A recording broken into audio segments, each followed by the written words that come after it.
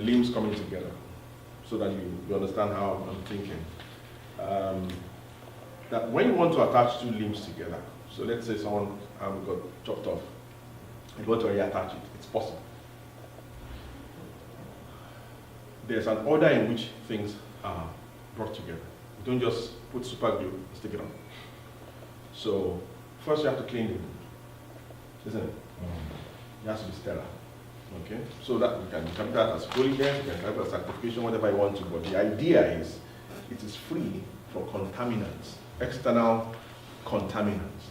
So that tells you something about how the state of the marriage should be if it's going to work. There are certain things that should not be in between. There must be a sanctification process that is sanctifying your mind, your thoughts, your emotions, your desires, your appetites. You understand? Your perception of success, your perception of value must be sanctified. Otherwise, if you join together, you will develop infection, pus will set in, and that thing will die. They call it sepsis. Thank you. So, for the first thing you connect is the blood vessels. Why is that important? Blood vessels talk about heart. That takes communication to the heart, isn't it? So that means in order for a marriage to work, you must connect to the heart of God. You must have a marriage that is connected to the heartbeats of the Father. God said of David, he's a man after my own heart. So if it's going to work, if you don't connect to God's heart and purposes, you are set for failure. What happens to a limb that is not connected to the heart? It's going to die. That's where the life flows from. Then the next things you want to connect are let's say the nerves. What does nerves connect to? Brain. So that means there must be intelligence. The mind of God must be flowing. There must be a connection to the mind of God, because that's what's going to determine what that limb does, whether it moves up or down. A lot of times what they first join is the nerves for the gross motor functions, the big movements. And then the bone is connected. What do bones speak of? Value systems must be aligned. Value. Bone speaks of structure, what your life is built on. The value systems. What do both of you value?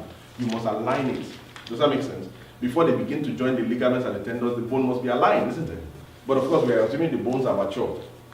It's not one little child's bone now being put on Arnold Schwarzenegger's body. What did it look like? So, so all of those things are important. So, and then when God was explaining this to me, was showing me that, so all the things are in sequence and in particular order for a particular reason. And then you join the flesh. Now, you know what the flesh is? That's actually muscle. Most of the flesh is muscle, except if you are eating too much and you have fat. It's supposed to be muscle. And what does muscle speak of? Potential. You are joining the potentials of the two couples together. So, but in many homes, the potential is what actually drives them apart. It's what the wife can do or what the woman can do is what causes the conflict. Instead of come to a place where they join together, don't. And then when you join all that together, you join the skin. And that's what that got me, because I said to God, skin. So what does the skin mean? And the Lord had me pause. It paused, for effect. God likes to just demonstrate effect to the sun. He just paused and I'm thinking, okay, God, just tell me. He said the skin is the glory. I said, no. There's nothing glorious about skin. Is it not skin? You see it every day. And it says, have you tried looking at someone without skin? He said, what would you do? I said, you run. Imagine no skin, you just see the eyeballs, eyes in their socket. He said, so the skin is what makes you look good. That's why people want to shake you, because you have skin on top of you. He said, that's what the glory looks like when there has been a good joining of the internal parts. That no surgeon closes the skin until he's finished the surgery.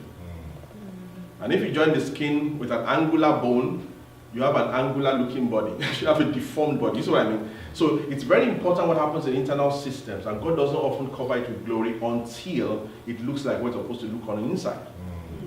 Absolutely. Are you with me? So that's why we don't see the glory of God on the ecclesia, because we are not perfectly joined together yet.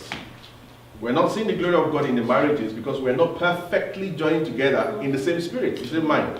I see the idea. So all this thing is how God expects the creation to take shape, is by walking this principle.